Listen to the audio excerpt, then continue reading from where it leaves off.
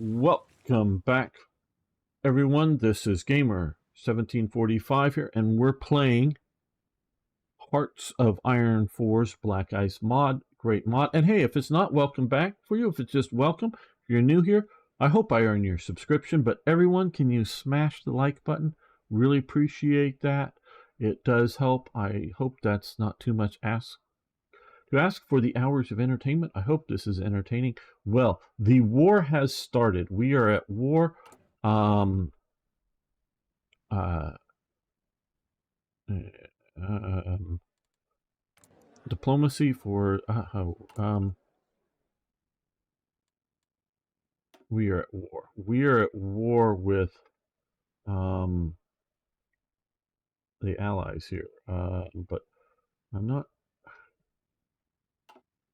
Oh, they've changed the interface here. I don't know. I was hoping for a quickie look to see what's going on here. But so we are at war with Poland. And all these guys are going to be coming in very, very soon. Now, let's get our war on, as it were. Okay.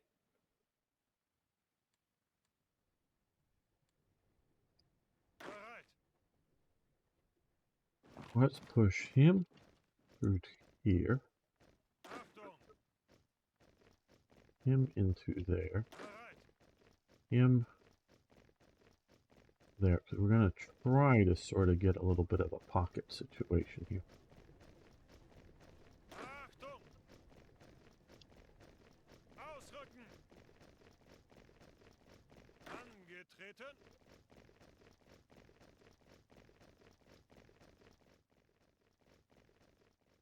Oh, Frog Eyes, what is he saying here? Have you tried the button at the bottom left of the airplane deployment button to deploy airplanes? It makes it much easier. I don't know that I have. Let's quickly here. No,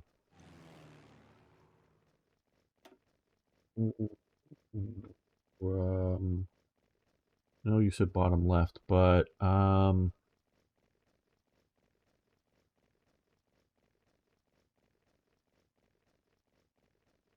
where's the button? Left on the airplane deployment button. Oh, airplane deployment.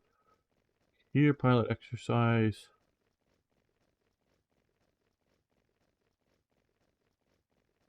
Oh, quick deploy. Oh, if this is what you're... I don't know. Create an air group. I'm sorry, I don't know what you're talking about. Well, sorry. We're gonna continue with our operational planning. Okay, right, that province is where we're gonna see about hitting fairly hard. These two divisions into here. Along with that. Now this is okay, level 1 fortress, but we're going to push here. Okay, that's it. Well,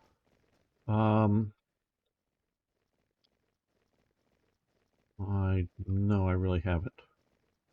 Okay, we're going to push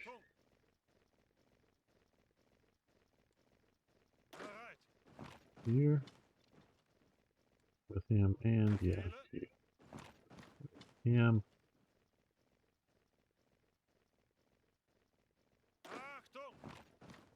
Open that cavalry division.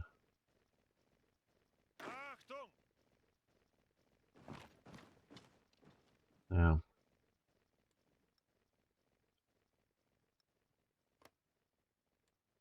mountainous, no defenses. Okay, so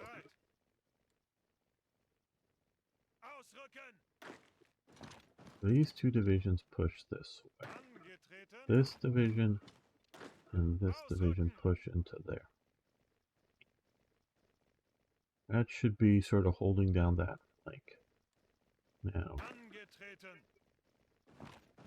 here is going to, we're going to add to that.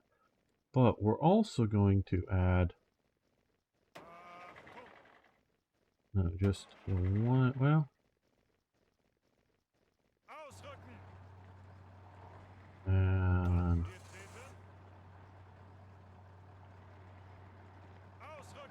that. I don't know that I'm organizing these well.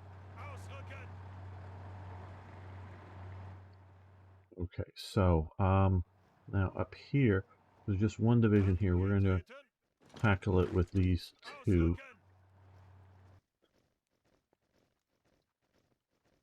Hello, Luigi. How you doing? Yes, the war is happening. Hello, Tom Gaming. Just in time, yes, for the start of the Second World War.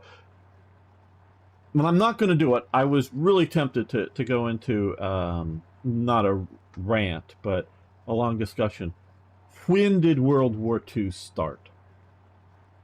A lot of Americans and my parents would have said, 1941 when we were attacked. Okay, yeah, no. And then if they thought about it, well, yeah, no, it started in Poland in 1939. With it long ago, they might not have, been right on the 1939 bit, but yeah, earlier when Poland was invaded. And then, of course, I later thought, well, no, more back, 37 or something when Japan goes to war with China. But just, hey, ZZ, how you doing?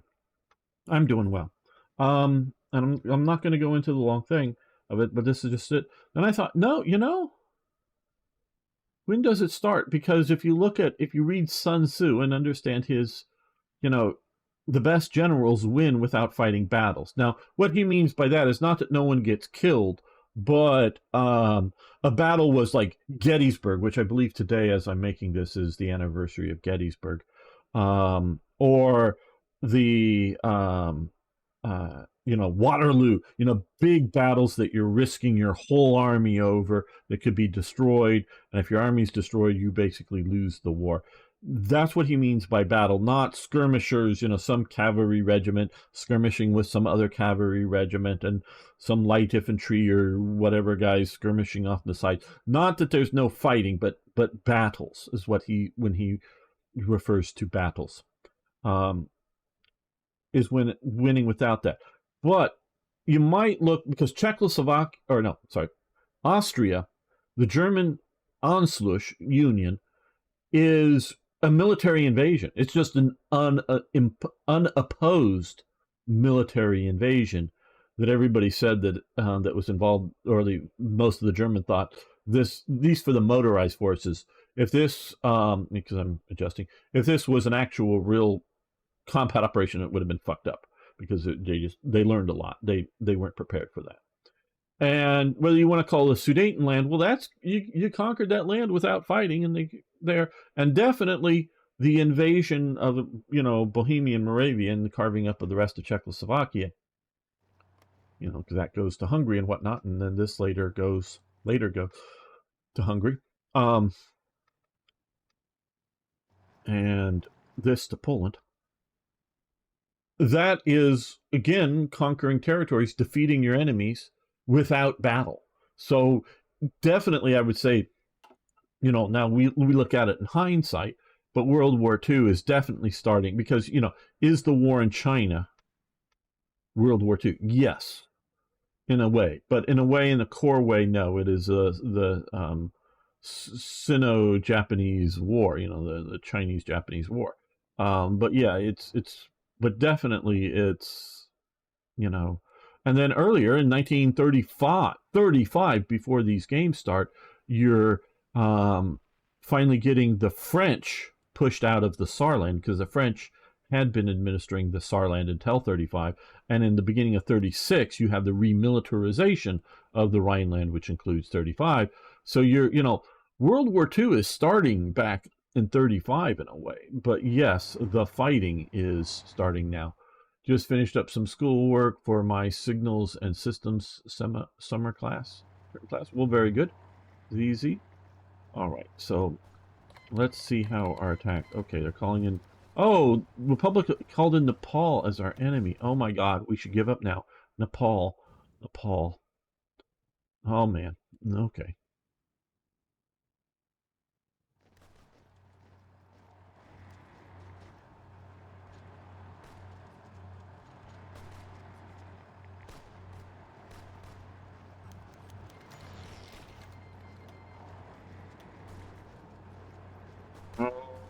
Okay, well, we're going... Oh, well, wait a minute. Political power. Romania diplomatic. We'll get... Okay, we're going to do the Romania thing. We could use the political power right now. Okay, so we just collapsed here. Again, I would be playing this even much slower, and even that, we are going to slow this down. Okay, we just won that battle. So we have all of these fresh divisions. These are, I guess, a lot of Hoppner's forces. Okay, let's zoom out here.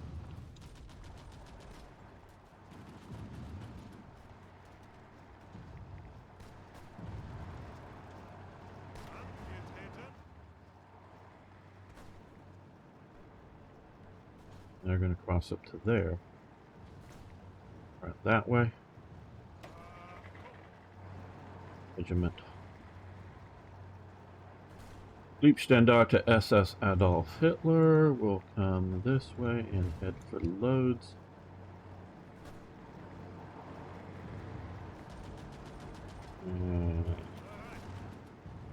First-ish division.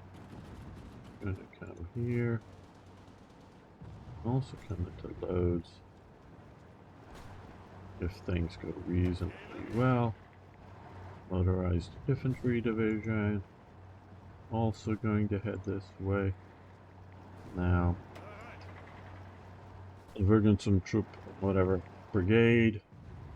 We're gonna, which is motorized, they're gonna come up this way, around here, and just maybe if things go well enough. Keep pushing. 5th Panzer Division here. We've got our breakthrough, and we do not want them to be slowed down at all. And the 3rd Lish Division here. Keep pushing deep into there. These guys, you just move in and... No, you should be... Yeah. Now, okay, you're gonna stop because they're sitting there. We want to be a blocking force to any of their movements. And from here, the 4th Panzer Division. Let's come through here through loads and create a second path to Warsaw.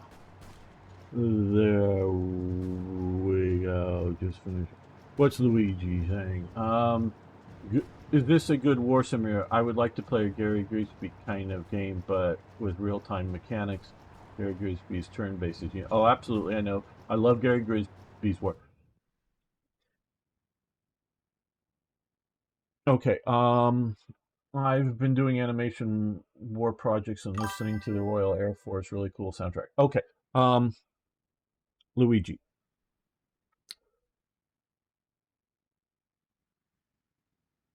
I don't know which has the worst enemy combat AI, meaning moving divisions around. Hearts of Iron 3 or Hearts of Iron 4. If you're looking for a grand strategy, real-time war game, and I have heard that Gary Grigsby's may be trying to do a whole European theater. That may be in the works. I'm saying maybe. They were hinting at that from Slytherin on Thursday. I sometimes have inside information, and I wouldn't give that out about Slytherin because I do sort of kind of work for them. I'm not an employee, but I do work for them as a contract worker. So yes, I do work for Slytherin Matrix. But again, not as an employee. Don't want to try to say that. I'm not one of their employees. I'm a outside contractor to stream for them. So definitely sometimes I do have, because I'm given games even, before things are out. So sometimes I know stuff that I don't talk about. But this is just hinting at public information stuff. They may be doing that. Now, that would obviously be a turn-based game. In some ways, like when I click on this C tile here, this is the current situation, as including time of day. When I click here, this is the current situation, and we can see, weather and you know, time of year and this stuff. In some ways, this is more detailed than any Gary Grigsby stuff. In some ways, it's less. Okay, some ways it's more, some ways it's less. The Hearts of Iron 3 map for Europe, you know, this part of the world, generally has twice as many provinces in it. I specifically looked at like the Netherlands and Belgium. I counted up all the provinces, and they were approximately half the number. So they've simplified the map. So there's more tactical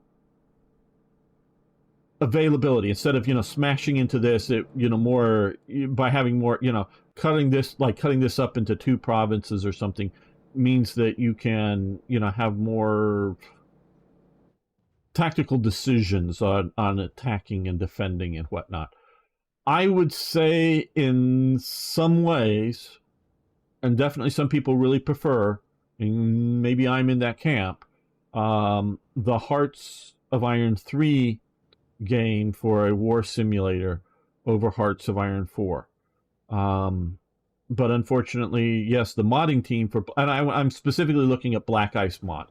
I would definitely say get the Black Ice mod and don't worry about playing the base game. If you're looking to something that's as close to Gary Grigsby's, but on a global scale, I would probably go with Hearts of Iron 3 right now. Hearts of Iron 4 was a shit show at release and has gotten a lot better. Some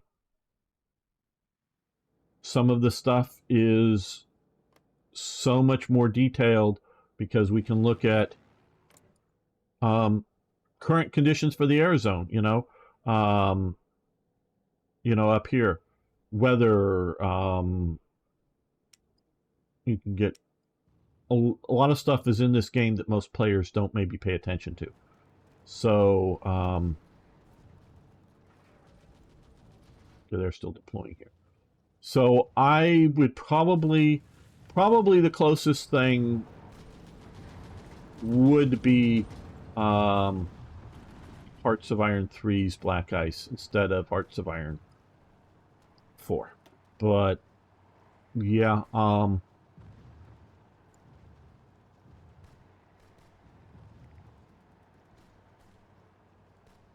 why did our stability plummet?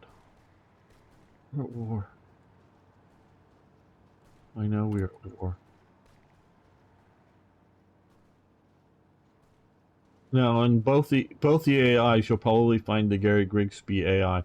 And look, this is a turn-based game. Don't let anything fool you. But the turns are hourly, and so you don't notice them. And so is Hearts of Iron 3. It is also a turn-based game. The turns are hourly, so it looks and feels like a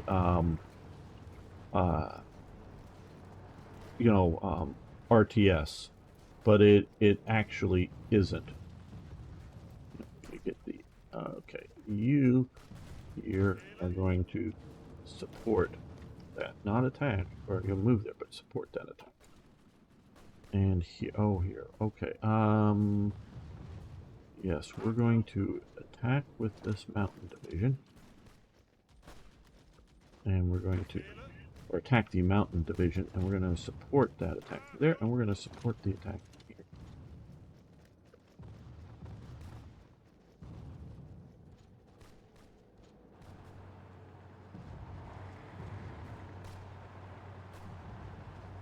Hey, folk! Can you take the United We Fight decision to boot? You can take the United We Fight decision. Okay, thank you. Unite people under your government, is that what we're talking about? Political power gain, weekly stability. Oh, here it is. I guess I need to. Oh boy, 100.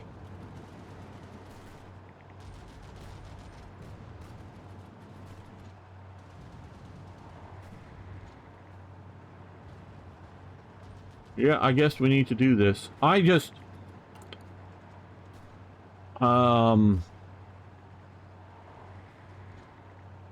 I disagree with his 6% downturn in stability. In ways I can see the instability. In ways I see what the SS is doing is stabilizing the situation.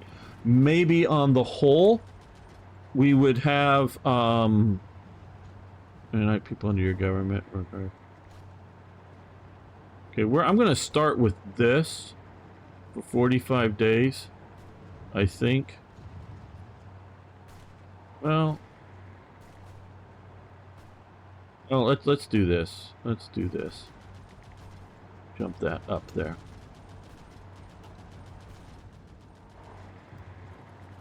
Oh, take the cheaper one? Oh, well, sorry. I already took the more expensive one. Yeah, I know. That's... Maybe I should have taken the cheaper one.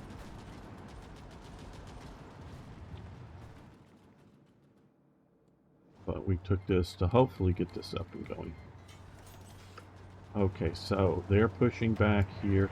Let's keep the attack rolling forward.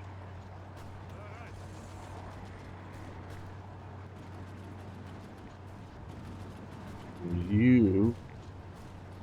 Now you're going to shift and move that way. And maybe push onward to there. You have Hearts of Iron 3 Black Ice, yet another try. I've played the base game a lot, didn't like the strategic resource thing they introduced. Okay, well, I'm not sure the strategic resource that you're talking about with Black Ice. Whether you go with the most current version of Black Ice or you go roll back and play an older version that I think you can still get that supports my mod, Third Reich events, I would recommend that. I'm not terribly fond of the base game myself. So, yeah, I hear you on base game situations. This is what I want. Okay, recon equipment. We could use more recon equipment, I see.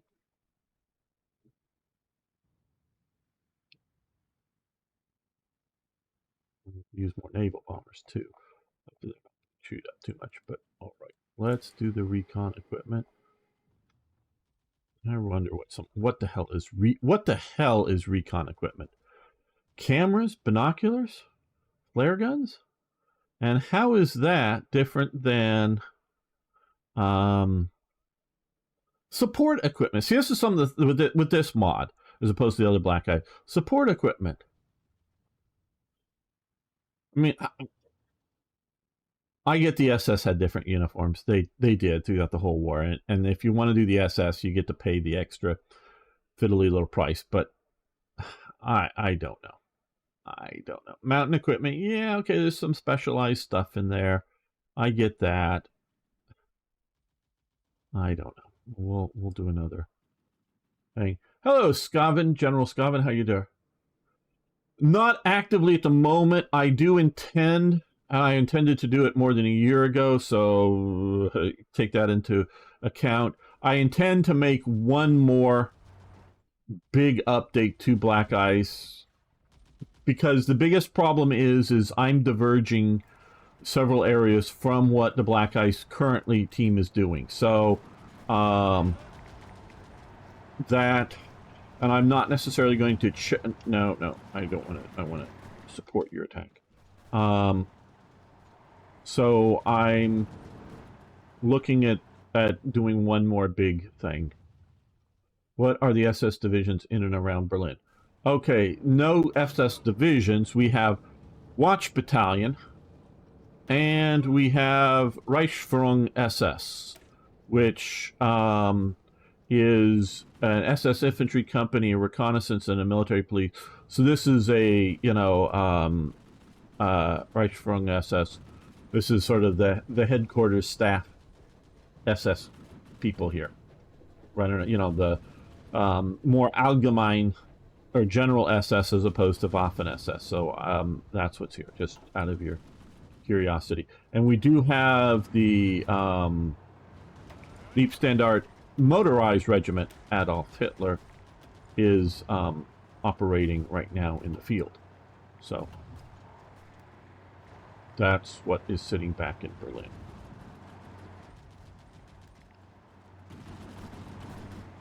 Okay, let's look at... Well, we don't... Letting it go for a couple of days is no problem because this obviously still moves, but still researches. What we need to do here is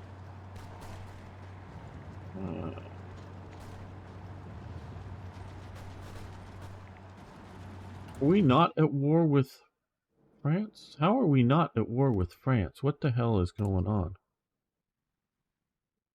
Oh no, we are at a war with France. Okay. But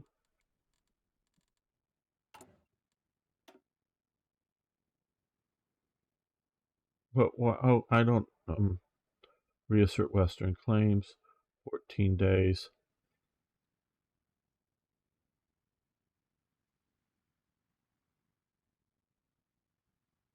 Around Maginot. Okay, that's sort of where I want to get to as quickly as I can. Maybe this will war with France, gains annex war goal, French Republic. Okay, well, yeah, okay, maybe, yeah, I don't know. So we want to do this because I want to go into the West as quickly as possible. Okay, the problem to play for is I get lost in the division templates and to make tank, planes, and ships. Gary Grigsby's War in Europe thing was hinted at in the forum by some fans. It would be crazy. Yeah, that's what it looks like to being, as opposed to global war. And I'm presuming it would be, and again, I don't know anything more than what's been hinted at. I just want to be clear. Some people might think what I'm stating has some better or more inside information. But that would be a really cool war. I don't know if that would. Okay, the one thing that Gary Grigsby's, because I've only played War in the East and War in the East 2. I've not played War in the West or War in the Pacific. It's a theater war theater war game, which is great. But it doesn't really have production that a game like the old, board game, Third Reich had, or Hearts of Iron has production choices, because it's sort of presuming that you're just the theater commander and you're getting, stuff sent to you. But if you're playing the whole war, the problem with following history for your production, especially for somebody like Germany, is a lot of the decisions are made based upon historical facts that may or may not be in existence. Meaning, if your factory is destroyed, in a few cases, like the Krupp, probably going to pronounce this wrong, so I'm hesitating on it.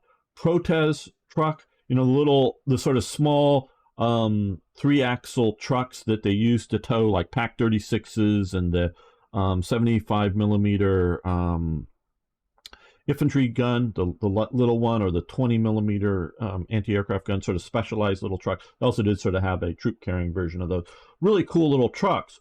Well, that factory gets bombed, I think, in like 41 or 42. And it's damaged enough that, yeah, they sort of get the machinery or whatever out of it that they can, but they never go back to making the trucks, because they do realize to a degree that it would be better to just make more Opel Blitzes or general use trucks and have them tow the same guns, or more efficiently carry, say, just supplies or whatever. So instead of having a specialized truck, it's probably better to have maybe a slightly less off-roady truck and a better general motorized truck. So they don't bother resetting up the supply lines for that because it's bombed. So some of that stuff is based upon what happens. Well, but what if you go and say, well, hey, and I don't know that this is doing it well with these mods, the game, but, well, hey, what if I were to prioritize fighters more than bombers than Germany did? And, not have bombers, but do that and make bombing Germany more difficult, more costly. And so some of the bombing damage doesn't happen. And and it's not necessarily on the one specialized truck, for, but something that slows down production. You know, bombing Schweinfurt, where is it? Dresden, Schweinfurt, somewhere in here, I believe. And, you know, reducing, you know, ball bearing production or something. What if it's too heavy of damage and the Allies have lost too many bombers, so the Allied player, whether it's the human or the AI, decides to suspend bombing campaigns? Will the game, you know, Gary Grigsby's War in Europe or whatever, will the game adjust for that? Well, Hearts of Iron does. You know, because you can have, and we can look at this here, you know, well, right now we're losing the air war here. We have some guys on missions here. So factory, oh,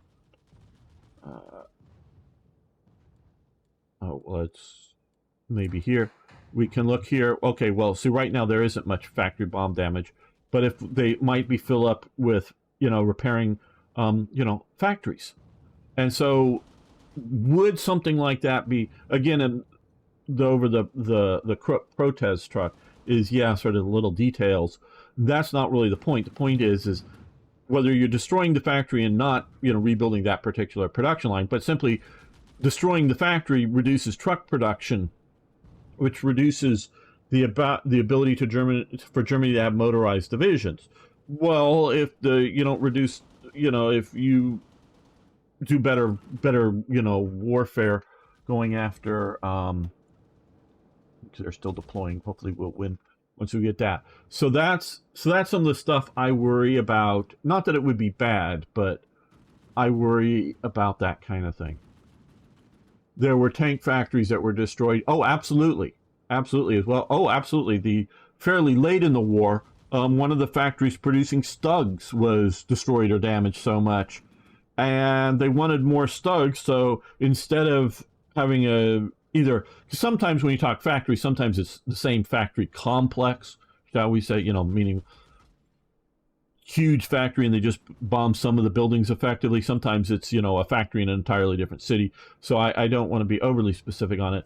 But the one factory that's producing, you know, Stug 3s gets destroyed and they go, oh, we want more Stugs. So they, instead of whatever other factory, instead of producing Panzer 4s, they produce Stug 4s. They just take the Panzer 4 hull and stick on Stug upper hulls on them. So there's the Stug 4, as opposed to the Panzer Jaeger 4, which is also built on that hull. And they still, in other factories, still continue to produce the Panzer 4J model, which is a simplification, not better, just simpler, easier to produce, cheaper Panzer 4.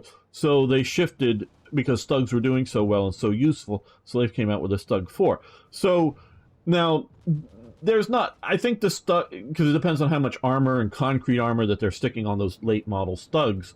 But generally I believe and again, I'm not best on all the details, but I believe the Panzer 4 engine is more horsepower than the Panzer 3 engine. So all things being equal, they're not necessarily, but if all things are being equal, the Panzer 4 Stug will have slightly better driving performance than a Panzer 3 Stug, you know, for the amount of armor and whatnot. But otherwise, that's a minute difference in determining a war, determining battles at the scale. Maybe not when we play War Thunder, but it is a difference when you're talking at the full scale. But that just goes to less, you know, and you're making a choice: more Stugs, fewer Panzers.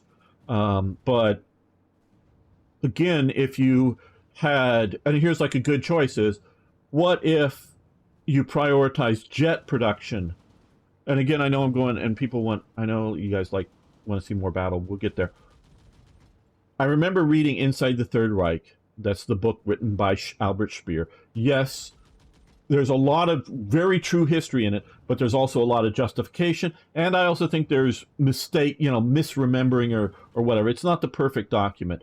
But Speer early on talks about being shown in early 1940 or late 1939, I forget, it's been more than 30 years since I read the book, being showed a jet engine being tested. Now, at this time, he's just Reich architect, and he's just sort of hanging on with a bunch of people around Hitler being shown around an aircraft factory and whatnot. So it's not like special to him. He isn't armaments minister. He's still a year or 2 years, I think, away from becoming armaments minister. So he's shown this stuff, and I think it was the Heinkel engine, but I'm not sure. He's being shown this jet engine.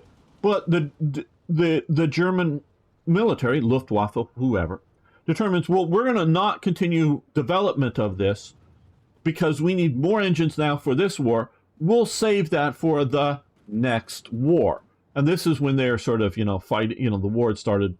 The war had started, against Poland, and there was, other than, the Sitzkrieg, nothing, at least at that point, had been in the West. So they thought the time it would take to get a jet airplane up functional was going to take too long, so it was put on the back burner of development. At that point, late 39, early 1940, they reduced resources on jet development. Okay, they still continue jet development, but they reduce resources on it. I don't know when the switch starts. I think it's 43. Heinkel comes out with a operational jet fighter that they decide not to produce. The German Luftwaffe decides, because it's not that great of a jet. I mean, it's going to take a lot. I know you guys are saying stuff in chat, and I'll get there. I'm not ignoring you. For the moment I am, but I'll get to you. So they, and it's not just, it is a prototype, yes, but it is a functional jet fighter. It's not like some, super trials or super, a little bit of refining. They could have got this guy up into the air pretty damn fast. And it's a bit better. And I don't know all the stats, but it's a bit better than like the piston engine fighters. But you're going to have to put all that energy into making these jet engines instead of piston engines. And, and I don't even know if yet they really realized the heat problem and, the engines melting on them after however many hours of use. But it's going to be a lot of effort to get this thing into there. So it would be just better to produce more Focke-Wulfs and more Messerschmitt, 109s than doing these Heinkel fighters. Okay. And then, and then we have, and I'm talking about, so that was not, they had a flying fighter prototype. I don't know if it had guns, but I've seen, video, originally film, obviously, of it flying around a bit. So it looked like a fighter. It looked like you're ready to go. If you just if there weren't guns on it, put guns on it. Looks like it's ready to go after fighters over Germany. It looks ready to go. All you got to do is put it in production. The design has been done and test proven. The engines are not as good as the later engines, as power to weight performance as the later engines that you get with the the 262. So it's early. So okay, but they decide not to do that. And then of course you get the sort of more famously talked about Hitler seeing the Messerschmitt 262 and insisting that they delay production until they can adequately get a ground attack version, with air brakes to because you don't want to be flying full speed towards the ground because you're just going to keep flying in the ground. So you want to be able to slow yourself up with air brakes and whatnot and do, and have bombs or heavier autocannon on it for strafing missions. You need a ground attack version of this so that you can do this stuff instead of just getting the damn thing up in the damn air and producing them and then developing another version to see if you want to put it. And of course, they never really do a ground attack version because even though they do eventually stick a 50 millimeter autocannon in the nose of the thing, that's to go after bombers.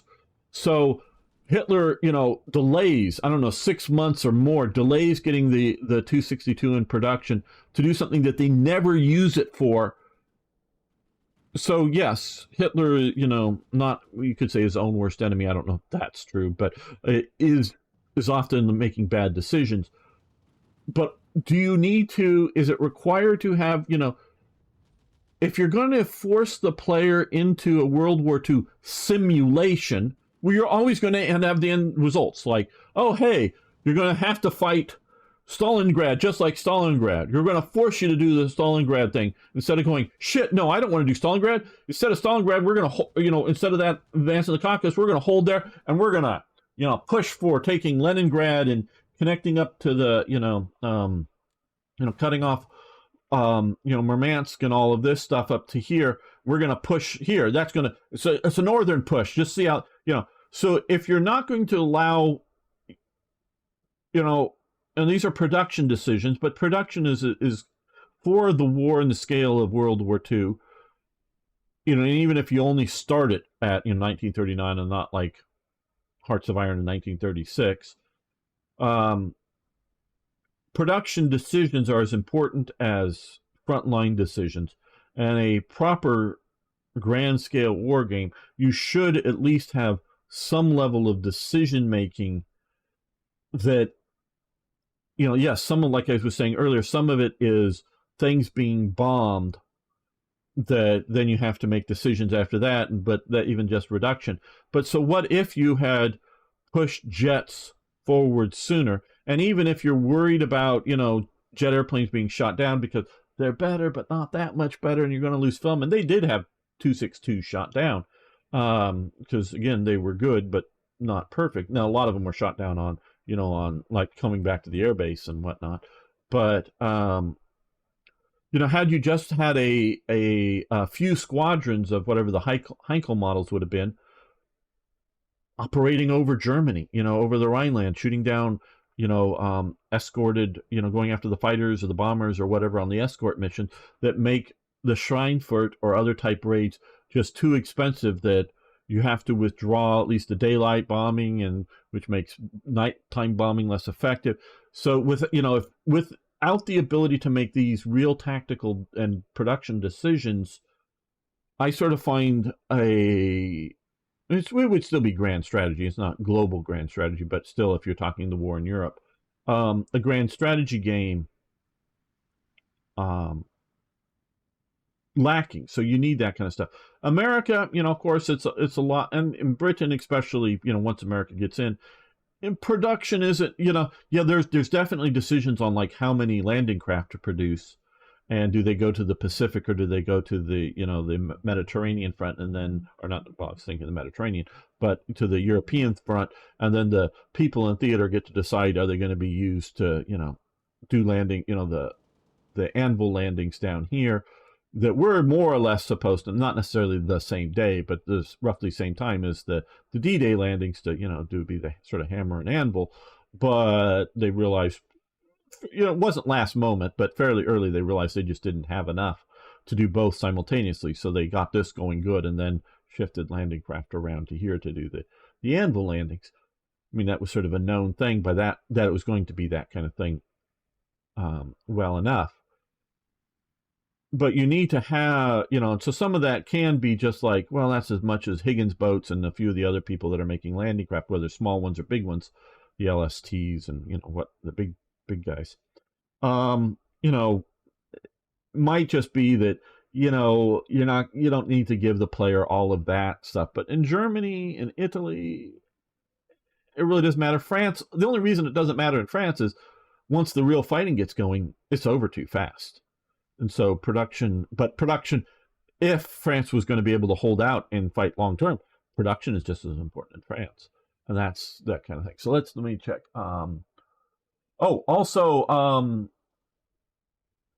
Yes. Oh, thank you, folk. Yes. I was going to get to Skaven's question here. If instead of coming here and doing this, you can just come up to here and click on pick model, and it will, and we've already done it, but it will create a historical model for these things. So if you are want to use the pre-designed templates, you can. So thank you for answering that, folk. Very helpful. I don't ever want to suggest that I'm not paying attention to chat, but sometimes I just got to get in my own head here. You ever saw the plane Super Tucson Brazilian protocol? Maybe, but I don't remember it. Skaven, I may have seen it, but I don't remember. Okay, Panzer 3J compared to, yes. Oh, you have that. Oh, the whole thing is, when you do get the 50 millimeter and then the medium 50 millimeter versus the longer 50 millimeter. Yeah, there's a lot of decisions that are production kind of thing. I think we should at least have North Africa and the whole. Yes. Now, I started out as playing, for playing, this kind of thing, um, uh, the old Avalon Hill game, Third Reich, which was, this is too big of a map. Don't worry about, which is sort of this map in here. And yes, there is a fair amount of connections with Japan, but really, the Pacific War or the Asian War, however you want to call it, a sort of Pacific and Asian War, it's sort of two wars going on, is a different war. It really is a different war. Now, some of the participants, British Commonwealth and the United States particularly, are fully participating in both. But it is a different war. And so, and the other thing that makes this war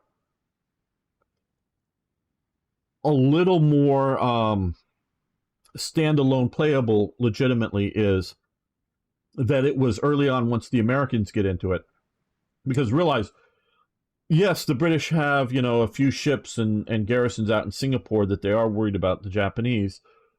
They're really just only fighting the Germans until the Americans come in, and then that's when it becomes the Pacific War, and you have the,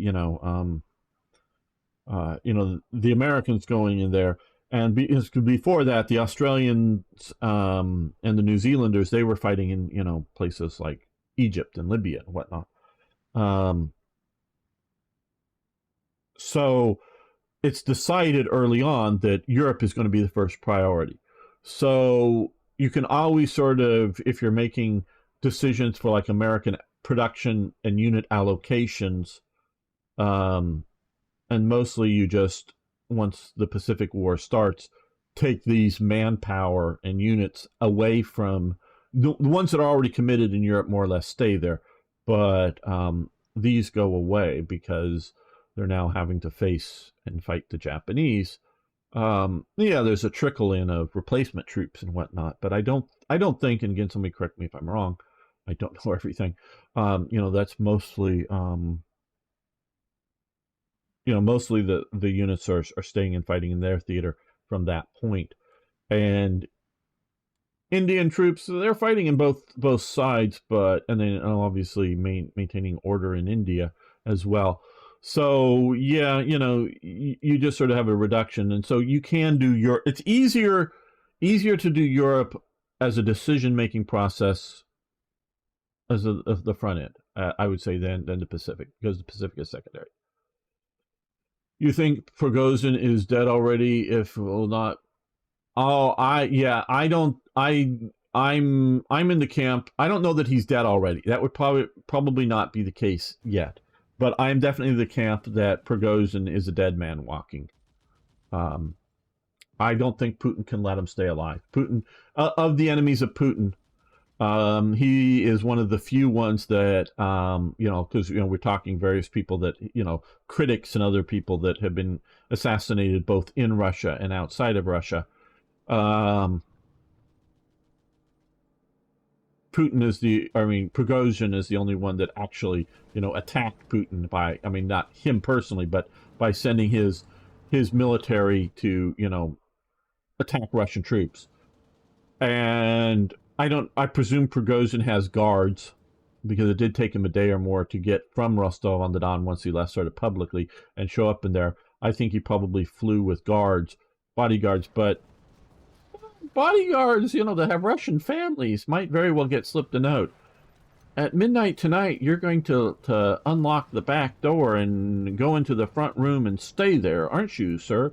Remember, your family lives at, your brother, your sister, your mother, or whatever, lives at this address in, Moscow or somewhere in Russia. So meaning, allow the assassination team to go in and give Prigozhin a hypodermic needle that's going to give him a heart attack or something, so that when you find him in the morning, he will have died of a heart attack. And so I can't imagine there's enough loyalty in that mercenary rank to stand up against Putin's real threats. So that's my estimation of Prigozhin's future. I may be very wrong. I'm just going off of what I sort of feel. Soviet player already builds its own units, and Gary Grigsby's kind of could make resources available for German player based on factories working. And yeah, oh yeah, Luigi, yeah, there are things that you can do, and I just, if you do those, and yes, it's going to be turn-based, but damn, I'm going to really love it, because that'll be very close to a you know, old Third Reich game, and very good. I will love it. Okay, you guys here, you're going to support the assault on Krakow. And also, unlike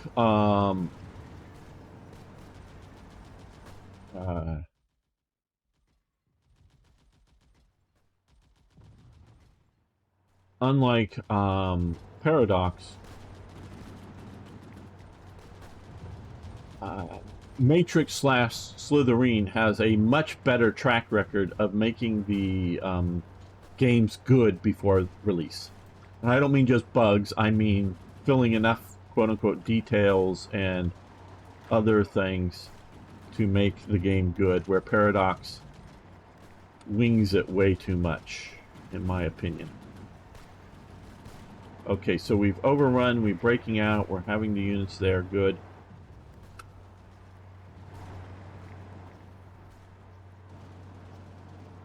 And you know, because I was, like, I know most of you know, in the beta for, okay, good, you're here, they're pushing there, so now you're gonna push there.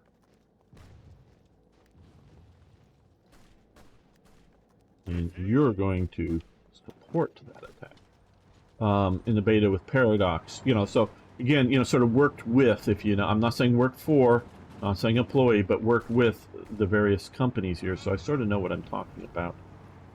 Okay, now this is, we've been waiting for this breakthrough to happen, and we've got it. So you come up 10th Panzer through here to Warsaw. I'm just sort of winging this too, obviously, but you know what panzer divisions to where, to what different paths to go. Not like knowing that this panzer that would be better. Not everything's going to Warsaw. Now, what we do want to keep, I want to see how much percentage are we actually filled with motorization. That will tell me the speed. Okay, so we are fully set up here. Okay, so that's going to go pretty fast. So let's go to here to here, because you should hopefully go quick. Take you guys, 1st Panzer Division. No. We start here to here to here to here. And okay, we have this other SS unit here. You're just going to go to there. Looks like Cessna planes. I don't know what you saw. There's all fairly different types of Cessnas, but yeah.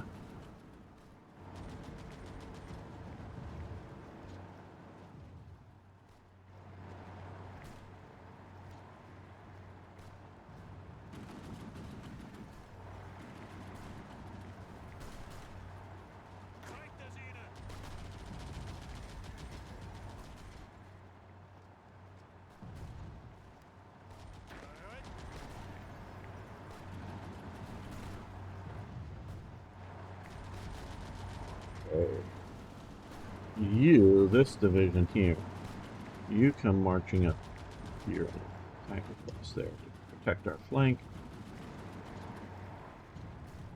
And yes, this is mostly the anvil. We are pushing a little bit in the north, but how are we doing out here? Okay, the French are looking at the west wall and going, Mon Dieu, no, we're not attacking that. How is our air war going? Okay, we're still probably waiting for this unit to get deployed down here. I hope soon so that we can win that air battle. And yes, I have this on very slow, but I'm... Okay, you've stopped. You're pushing through there. Good. And we have another division come up to support that.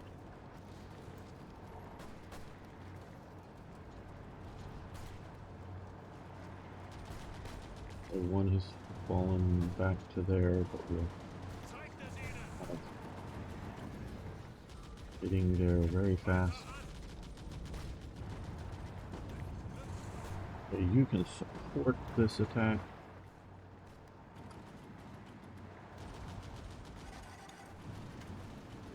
They're going to come in here and occupy that province. They're going to come in and occupy this, which will mean these guys, I probably have too many soldiers back here, but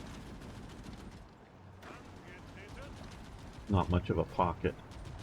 Just a cavalry division, but still. You think a World War II can beat a modern main battle tank? Well, no. Not really.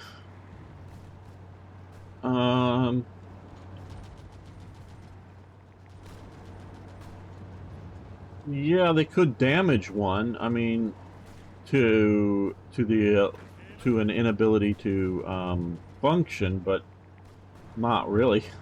I mean, it can happen, but it's not a practical likelihood.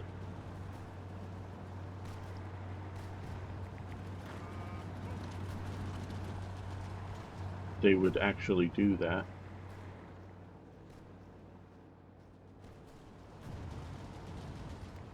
Okay, so we've now pushed, we're taking into this province here. So what we want to do here is push into this province, make sure the battle gets started, and then you support that attack. Because this province here only borders on here and here, so we can push into here with support. Give a bit of discomfiture to the Poles. Oh, we're outside here. We made it to here. Alright, so you guys are marching into there. You immediately attack there. You immediately attack here, and we will cut off.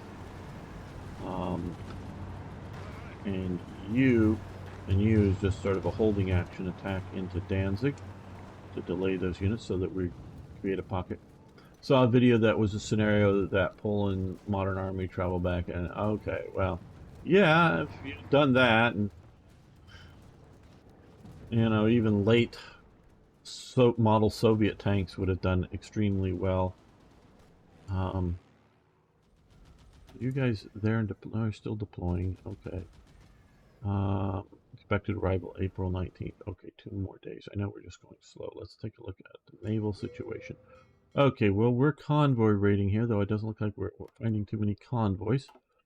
But neither are we getting, our convoys aren't getting sunk, so that is good.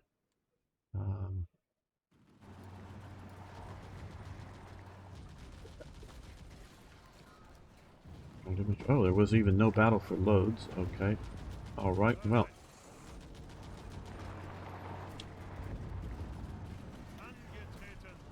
You can support this attack.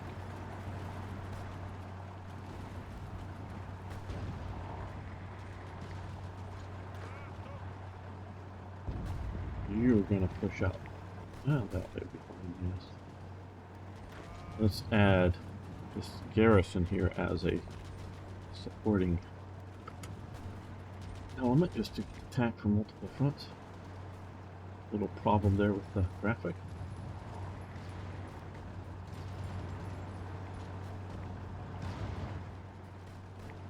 So these guys here are isolated, so let's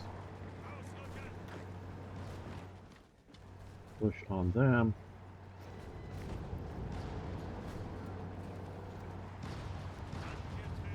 You guys can push on those guys.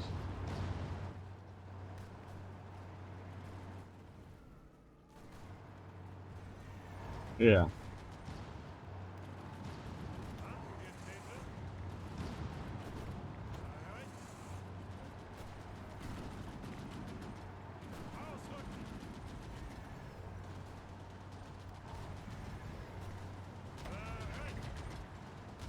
You want to support that attack. I don't want you to totally abandon connectivity to the rear, but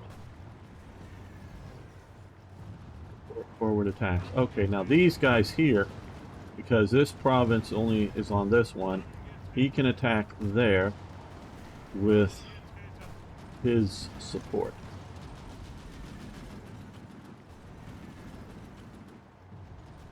That way we're pushing into there. Okay, okay, you just ran out of steam. You still have steam.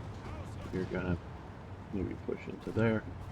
Felt that fight. That's mostly should be just a pinning attack, but oh well.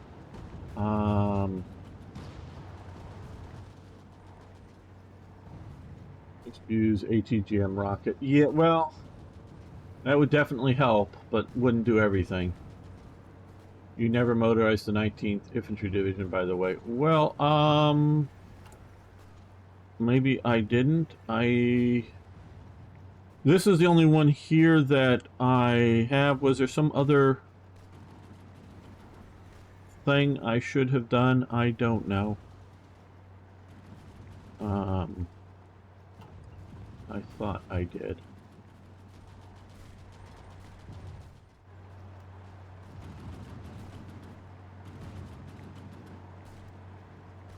Now, I want to say something here again, and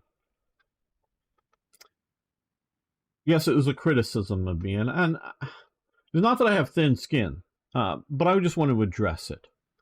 It's partially based off of what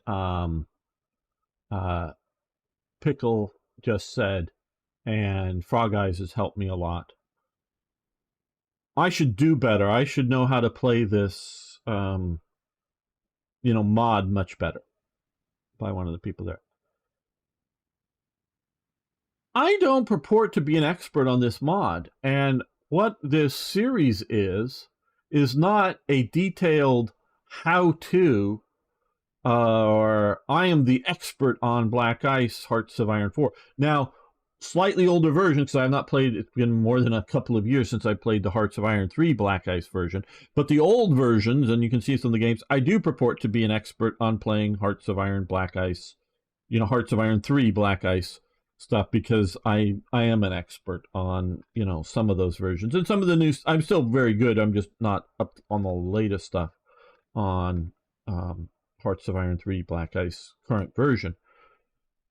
And sometimes I do bill myself as an expert on the particular game, or very knowledgeable, or whatever. This is, and that's what I often say in the title, this is a look at what is going on with Black Ice. This is not that I've learned the current Black Ice and now I'm teaching you how to play it because I know it so well. So if you want that sort of videos, go somewhere else. I mean, now I'm not saying mad, you know, not that I'm upset with you. It's just I can't offer you that right now. I have not spent a lot of time learning this version of the game. It's been more than a year since I've been away, and you've seen as far as I've gotten. In over a year, I hadn't played to April 1940. So this is as far as I've gotten. And so we're taking a look at this. Now, I'm evaluating the mod, and part of my evaluation of the mod is if I fucking want to spend time learning it, okay? Because to do this right, to play this game right, and I don't, these production priorities, I don't know that these are any fucking good. I mean, even just the priorities of the factories that I have, because maybe, oh, but gamer, you should be doing twice as much rifles because you're going to find out in the combat that they're just going to be all used up very fast. Oh shit, there may be something that we collapse, and I know you guys are saying something in chat. I'll just say, Skaven, yes, someday, but probably 5 years or more from now, Hearts of Iron 5, but someday, way 5-10 years away. Don't wait for it. Play something now. Someday, just because computer engines will develop, they'll develop something, a replacement. But so long as Paradox doesn't go out of business, someday they'll make another one. But back to this. I don't know whether I should even be bothering with keeping a military factory in production of garrison maintenance equipment. We can look here. At the size. Okay, I probably shouldn't be. So, if I'm going to put whether my time and or your time, because my time would just me be playing it off camera, your time having you come in and watch the thing with me.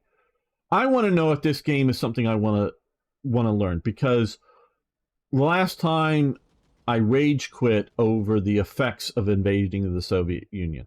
Now I've posted in their forum all of the episodes gone up and announcing that I'm being live here. I will read what you guys say. I do value it. Just give me a moment. From the Discord's forum, and none of them have come in on. I know some of them have said that they've watched some of the videos, but they also said they're not up on all the latest ones. That I begged and I hope that they won't let me down with having the same modifiers as when I get ready to go to war with the Soviet Union. That made me rage quit because now we have the railroads. And they haven't said I'm not. And I was sort of hoping somebody would go in and go, "Hey, yeah, no, gamer, we've removed all those things. It's all good now," and that would have really cheered me up. But maybe they're all still there and I'm going to be pissed. I don't know. So far, I'm loving this. And again, we've talked about my some are quibbles and some are major things. Not enough to get me to, major stuff doesn't necessarily mean there's got to be something really bad. Like the one mod that made like Luxembourg super fortified and what? No. Or World Ablaze that had super heavy attrition of equipment for modifications for going in the Soviet Union. You do something that makes me rage quit, I'm done. So I don't want to take the time to learn your mod in detail in the best way to give you a good tutorial. If it's something that I want to play, that I enjoy playing. Now, if you want to pay me, and trust me here, the amounts that I get from YouTube, hey, are you willing to work for 10 cents an hour? I've got jobs for you right now. I'll pay you 10 cents an hour to do work for me, at your own home. Making 3D graphics or making images and stuff for me, I really will pay you 10 cents an hour. And yeah, it's maybe about that kind of money I'm getting from YouTube. So for me to do this, I would play any of these mods for proper pay. If you're just like, hey, yeah, we're going to pay you to evaluate the mods and, play them and what. Well, sure, you can pay me to do it. It's not torture, but it's not something that I, like World Ablaze, that I want to do it for fun. Just purely for fun. So if Black Ice is, these versions, and I know they're working on things, is something that I want to do for fun, well, then after this playthrough, and if I get far enough into it and realize, hey, maybe they'll address, because I know one of the things I did complain about here is that I think Goering and Walter Funk should be the same person and combine, not doubling, but sort of combining and dealing with the political power and what, make them one thing and put this together as a thing, because I don't think you get Walter Funk without Goering's pet projects, so it's both the good and the bad should be sort of mixed together here, not necessarily doubling like doubling Small Arms or whatever factory, but combining all those together in a rational way. And I have to look at it and see. But and I hope they take my criticism to heart and change things. Doesn't mean that they have to do it, or whether I get motivated enough to make a small mods to like create a a super Goering and put him in there and do some of go through the other thing. If I was really going to play this seriously, I'm going to make a short video here sometime that I think just go through and cut all of these by half. Just cut all of these days by half. Not when you have a an IC cost or a some other sort of cost in it. I'm just talking days cost. Cut everything in half. And then that may be too drastic, and some of them it maybe shouldn't be a half. But just do everything in half, and then see how that plays, and then go maybe up a few, maybe lower a few, whatever. But I would just do that. Would be because I think I don't know why I have not been able to find time to befriend Japan and get some of this experience here. I think this is just too much to in there. So hopefully they'll take some of my criticisms to heart and make changes. They don't have to. They're not under any obligation. But if I want to spend my time playing this mod, and if I want to, just for my own fun, because I would play it just for my own fun, but I'm also sharing this as an experience with you. So, yeah, if it's worth it, I will learn and I will get better and play it. So it's not like fuck you, go away. No, it's just like, well, no, I don't know this, and I'm not claiming to know this as a, you know, as a good tutorial or as a good how to play this thing. This is a look at, and I very much talk about that. So yeah, if your needs are not met by here, you gotta go find somebody else that's doing this. And there are a few other Black Ice players out there, of these mods. I don't know how many are doing it currently with the more or less current version, but I think they exist. So go find them, and maybe come back to me when I'm better at this. So yeah, this is not meant to be a how to best play it. And I really thank people like Skaven and very much Frog Eyes for giving me hints and tips on how to, what decisions I should make. And Folk did a really nice, which I've used quite a bit, really nice suggestions on what national focus is into do and what orders. So really good stuff here. So, okay, let me take a quick. Well, actually, we're going to end this episode. I'm going to keep the live stream going, but we're going to end this episode. And thank you, everyone. I don't mean to criticize. And hey, and I do want the feedback from people, and I want to know what you want to watch, because if you say I only want to watch you play expert, on games, well, then I'll know that, and whether I change my way of doing these videos or not. But I need to know what your impact and why this might not. So I'm not upset at the viewer who I'm truly not upset at the viewer who criticized me or the videos for not being the greatest expert. But I just wanted to make it very clear that I don't claim, this isn't a claim at being, optimized playthrough for this mod. This is not. So thank you, everyone. See you next time. Yes, from even more Hearts of